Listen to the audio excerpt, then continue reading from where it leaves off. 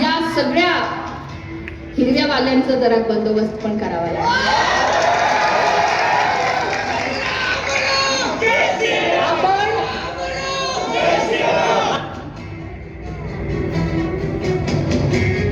आणि आम्हाला खरोखर अभिमान वाटतो वस्तांनी साहेब की आपली ही इतकी मोठी संस्था आज आमच्या जिल्ह्यात. आपल्याला नंदुरबार एक मिनिट, एकीकडे हिरव्यावाल्यांचा बंदोबस्त करायचा आणि दुसरीकडे अक्कलकुव्याला गेली की त्या मदरस्यामध्ये त्या मौलानाची किती बढाई मारते ते मी तुमच्या समोर ऐकून घ्या. लाव. शहरामध्ये या सगळ्या हिरव्या वाल्यांचा जरा बंदोबस्त पण करावा लागेल.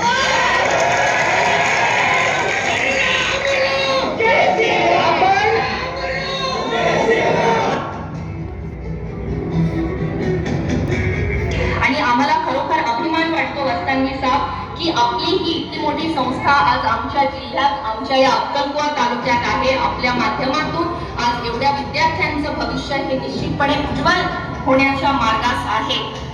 मी आपल्या संस्थेमध्ये खासदार होण्यापूर्वी सुद्धा माझ्या वडिलांसोबत आलेली आहे आणि मी बघितलंय इतक्या चिकाटीने आपल्या इथले जे शिक्षक आहेत खूप मेहनत घेतात. आपल्याकडे देशभरातले विद्यार्थी आपल्या संस्थेमध्ये शिकायला येतात आणि आपल्याला मी नक्कीच हे सांगू इच्छिते की मी काही वर्षांपूर्वी मी पॅरिसला गेले होते. पॅरिसला जेव्हा मी गेले तिथे मला एक भारतीय व्यक्ती भेटला होता. तर तो होता सुरतचा आणि त्याने मला विचारलं की मैडम आप कहाँ से है.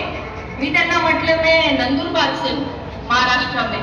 त्याने मला सांगितलं की हमको नंदुरबार तो पता नहीं लेकिन हमको अक्कलकुआ मालूम है क्योंकि मेरा भाई अक्कलकुआ के इंस्टीट्यूट में पढ़ता है इसलिए मैं जानता हूँ कि अक्कलकुआ कहाँ है. म्हणजे जरी आपल्याला असं वाटत असेल आम्ही अत्यंत अतिदुर्गम भागात आहोत पण वस्तांनी साहेब आपण जे परिश्रम घेऊन एक एवढं मोठं शैक्षणिक संकुल तयार केले असं संकुल आपल्या नंदुरबार जिल्ह्यात नाही.